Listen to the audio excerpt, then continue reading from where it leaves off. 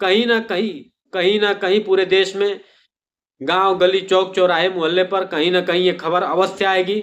यहाँ गोली चल गई, यहाँ रेप बलात्कार दुराचार व्यभिचार अनाचार। आप सभी को मेरा प्रणाम। भारत के मुख्य न्यायाधीश जी बोल रहे हैं कि देश एनकाउंटर से नहीं चलेगा, बुलडोजर एक्शन से नहीं चलेगा, देश संविधान से चलेगा। चलो इनकी बात मान लेते हैं, लेकिन ऐसा इनके सामने तथ्य मैं पेश कर दूंगा कि कोई जवाब इनके पास नहीं होगा। पूरी चुनौती है सारे न्यायपालिका को, जितने भी न्यायपालिकाएं हैं, और सर्वोच्च अदालत को और मुख्य न्यायाधीश को भी, कि हमारे इन प्रश्नों का अगर उत्तर दे दें तो मैं मान जाऊंगा कि संविधान सबके लिए समान विधान है और ये न्यायपालिका न्याय कर रही है और इस देश में न्याय हो रहा है।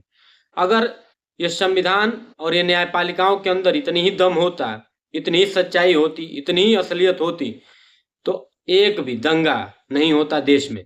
आगजनी, हिंसा, पत्थरबाजी, रेप, दुराचार, बलात्कार, अनाचार, अत्याचार की घटनाएं नहीं होती।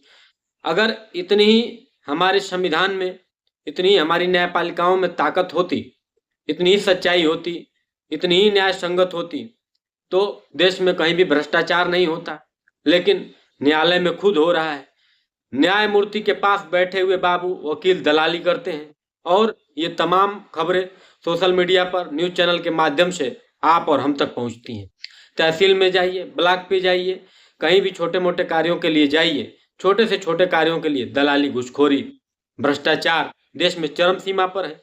कहीं भी पुलिस बलों पर पत्थरबाजी हो जाती है, पुलिस थाने फूंक दिए जाते हैं, सरकारी संपत्तियों में आग लगा दी जाती है और कितने हमारे पुलिस के जवान शहीद हो जाते हैं इन दंगाइयों के दंगों में, आगजनी, हिंसा, पत्थरबाजी की घटनाओं में। कितनी माँ बहन बेटियों का हर साल नाबालिग बच्चियों के साथ कितने रेप, बलात्कार, दुराचार, अनाचार, अत्याचार की घटनाएं हैं, रेप बलात्कार की घटनाएं हैं।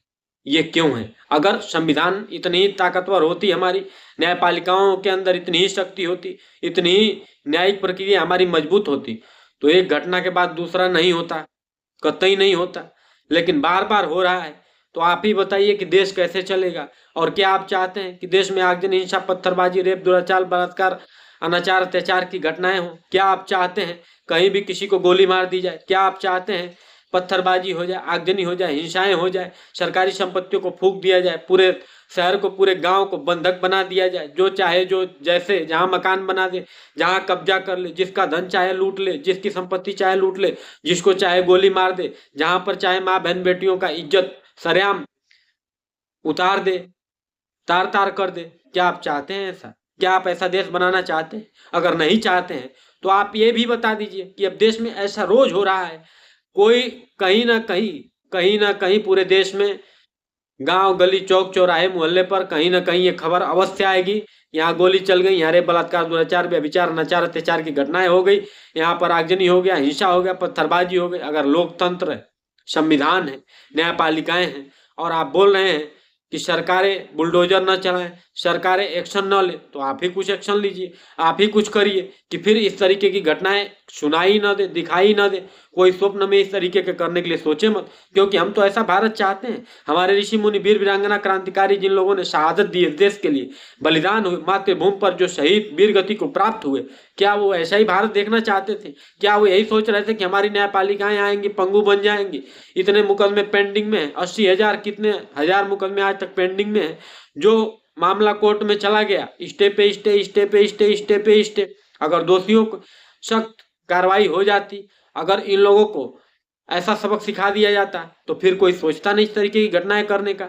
पुलिस बल, हमारे सेना के जवानों को इसी देश में पत्थरों से मारा जाता है, उनके ऊपर गोलियां चला दी जाती हैं, उनके ऊपर क्या क्या प्रयत्न कर दिए जाते हैं हिंसक। तब आप कहाँ रहते हैं? आप कहाँ सोए रहते हैं? जब पूरे शहर को जला दिया जाता है तब आप संज्ञान नहीं लेते हैं मान्यवर। इसलिए मैं आपसे विनम्र आग्रह, विनती, निवेदन, प्रार्थना के साथ कह रहा हूं कि अब आप ही बता दीजिए कि देश कैसे चलेगा और क्या आप ये जिम्मेदारी लेंगे? आपको चुनौती है, हमारी पूरे न्यायपालिका को, सर्वोच्च न्यायालय को खुलेआम चुनौती दे रहा हूं, हिंदुस्तान का अकेला आदमी, कि क्या आप जिम्मेदारी लेंगे कि एक भी हमारी माँ बहन बेटियों के साथ दुराचार, व्यभिचार, अनाचार, अत्याचार की घटनाएं नहीं होंगी? एक भी नाबालिग बच्चियों के साथ रेप, बलात्कार की घटनाएं नहीं होंगी? क्या आप जिम्मेदारी लेंगे कि देश में कहीं भी आगजनी, हिंसा, पत्थरबाजी नहीं होगी?